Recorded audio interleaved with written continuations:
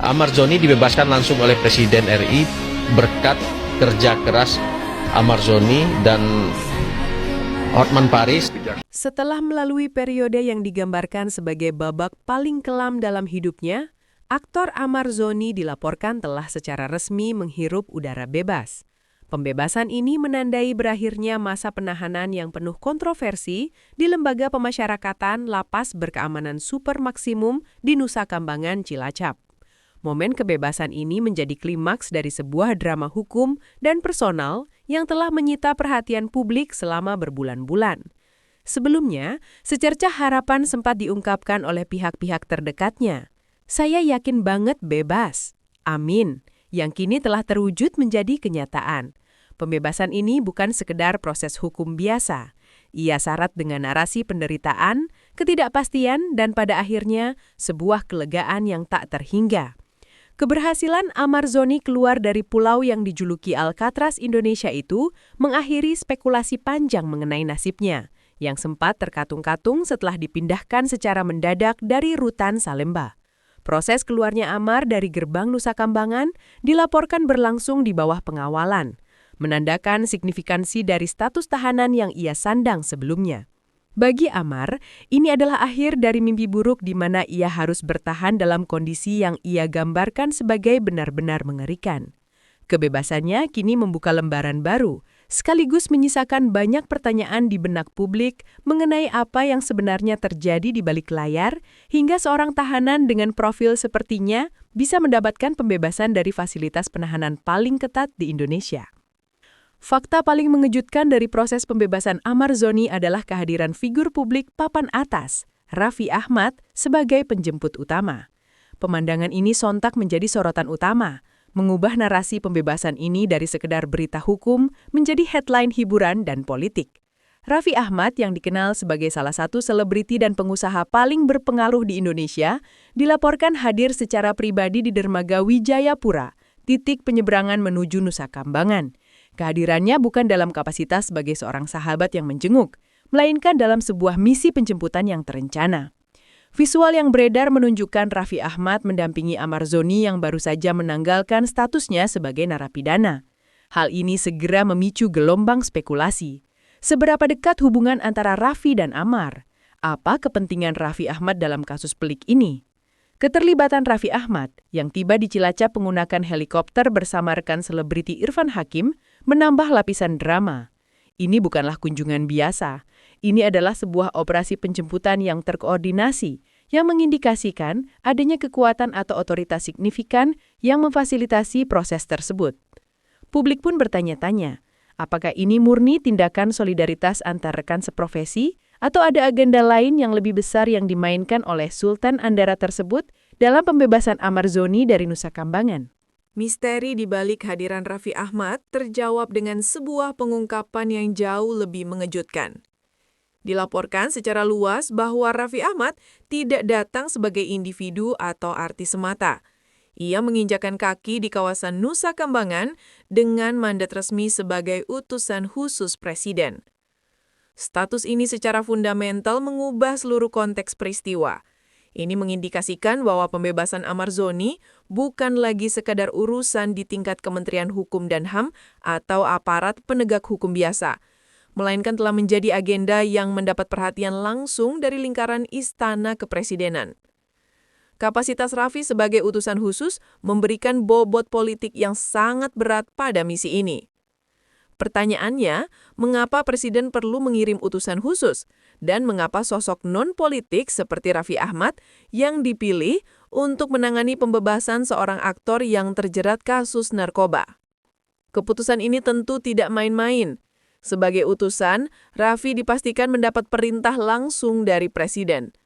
Hal ini sejalan dengan desas-desus yang beredar sebelumnya yang menyebutkan bahwa Bapak Presiden secara personal telah menyatakan niatnya untuk membawa Ahmad Zoni keluar dari Nusa Kambangan. Keterlibatan istana ini menunjukkan adanya pertimbangan luar biasa atau extraordinary dalam penanganan kasus Ahmad, melampaui prosedur hukum standar. Sebelum konfirmasi penjemputan ini meledak, rasa penasaran publik sesungguhnya telah terusik oleh aktivitas dua presenter ternama, Raffi Ahmad dan Irfan Hakim, di wilayah Cilacap, Jawa Tengah. Keduanya terpantau tiba di kawasan tersebut menggunakan sebuah helikopter pribadi. Pendaratan moda transportasi mewah di area yang berdekatan dengan pulau penjara paling angker di Indonesia itu segera memicu tanda tanya besar. Media dan netizen ramai berspekulasi mengenai agenda kedatangan mereka. Awalnya, banyak yang menduga kunjungan tersebut terkait dengan pembuatan konten atau program televisi, mengingat reputasi keduanya sebagai figur sentral di industri hiburan. Namun lokasi yang dituju, Nusa Kambangan, bukanlah destinasi wisata atau lokasi syuting yang lazim. Spekulasi kemudian bergeser, mengaitkan kunjungan mereka dengan sosok Amar Zoni yang diketahui publik tengah menjalani masa hukuman berat di salah satu lapas di pulau itu. Apakah Raffi dan Irfan sekadar berkunjung untuk memberikan dukungan moral? Ataukah ada misi lain yang lebih rahasia? Kehadiran helikopter menambah kesan eksklusif dan pentingnya kunjungan ini. Publik dibiarkan menebak-nebak selama beberapa waktu, hingga akhirnya terungkap bahwa kunjungan ini adalah bagian dari skenario besar penjemputan Amar Zoni yang didalangi langsung oleh Raffi Ahmad dalam kapasitas resminya. Di era digital, konfirmasi visual seringkali menjadi penutup sebuah spekulasi. Teka-teki mengenai tujuan kedatangan Raffi Ahmad dan Irfan Hakim akhirnya terjawab tuntas melalui bukti yang tak terbantahkan. Sebuah unggahan foto yang beredar cepat di berbagai platform media sosial. Foto tersebut menangkap momen krusial yang menampilkan Amar Zoni, yang tampak lega meski masih terlihat lelah, berada bersama Raffi Ahmad dan Irfan Hakim sesaat setelah proses pembebasannya.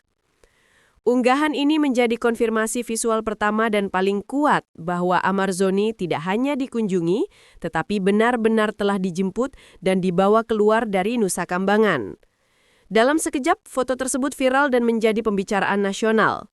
Ini memvalidasi semua rumor yang beredar sebelumnya. Publik kini melihat dengan jelas bahwa Raffi Ahmad tidak hanya berkunjung semata, melainkan memimpin langsung misi penjemputan tersebut. Foto ini juga secara tidak langsung mengkonfirmasi adanya intervensi tingkat tinggi, mengingat betapa sulitnya prosedur untuk mengeluarkan seorang tahanan dari Nusa Kambangan. Momen yang terabadikan dalam foto itu kini menjadi dokumen sejarah dari sebuah peristiwa yang memadukan dunia hukum, selebriti, dan intrik politik di level tertinggi. Untuk memahami signifikansi pembebasan ini, publik perlu menengok kembali alasan mengapa Amar Zoni yang memiliki nama lengkap Muhammad Amar Akbar bisa berakhir di Nusa Kambangan. Pemindahannya ke lapas berkeamanan super maksimum itu terjadi secara mendadak pada Kamis, 16 Oktober 2025.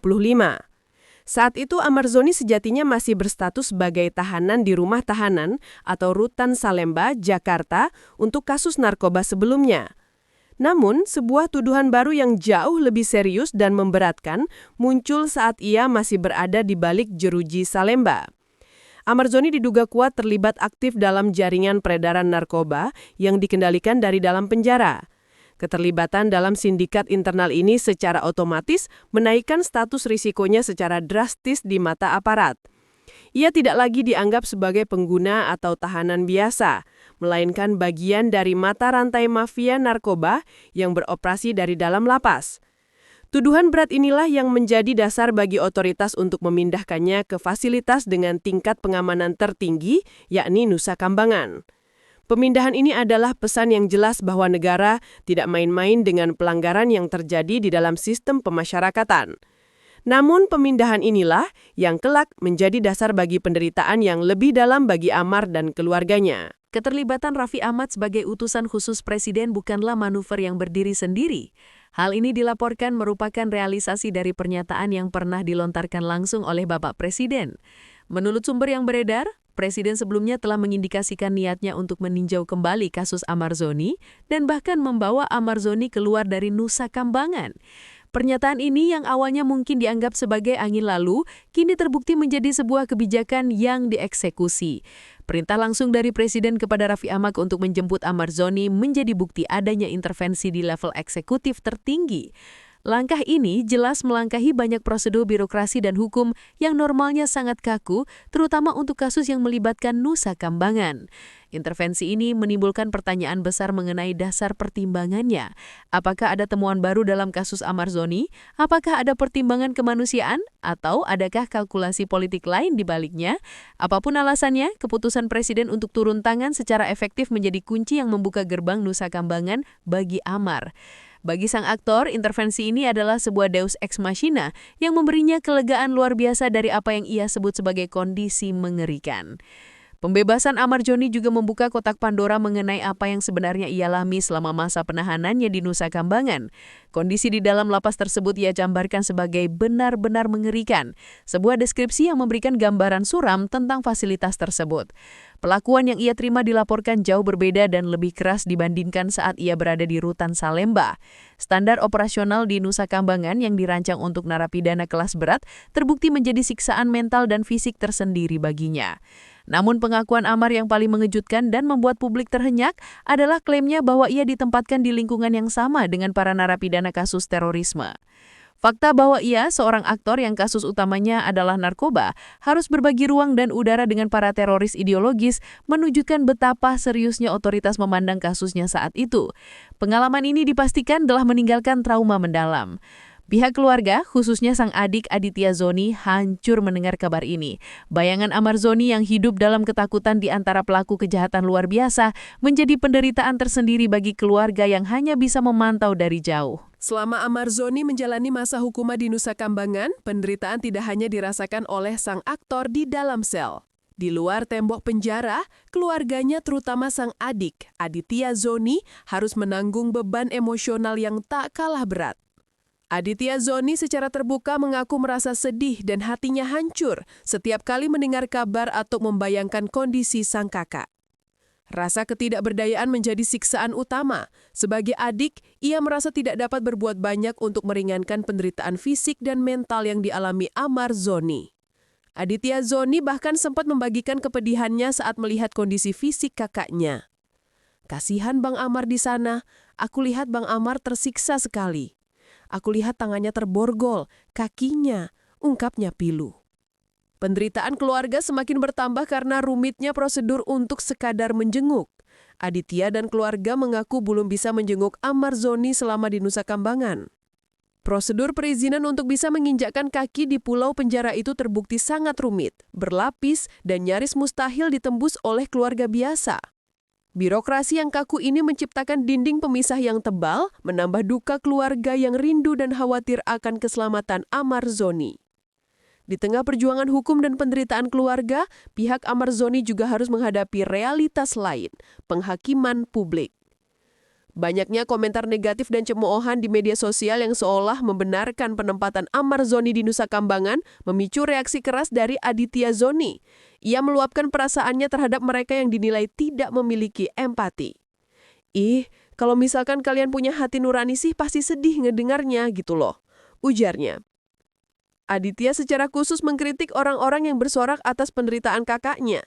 Tapi kalau misalkan ada orang yang masih, "Oh iyalah dia harus dimasukin di Nusa Kambangan," nah itu nggak punya hati nurani dia, tegasnya. Baginya, terlepas dari kesalahan yang telah diperbuat Amar, tidak ada seorang pun yang pantas didoakan untuk mengalami penderitaan separah itu. Ia menantang publik untuk berempati. Dia nggak pernah mikir kalau kakaknya atau adiknya atau anaknya seperti itu mau gimana gitu loh, pungkasnya. Pernyataan ini menjadi seruan keras untuk kemanusiaan, meminta publik untuk melihat kasus ini tidak hanya dari kacamata hitam putih hukum, tetapi juga dari perspektif keluarga yang hancur, melihat orang yang mereka cintai menderita di tempat paling menakutkan di negeri ini.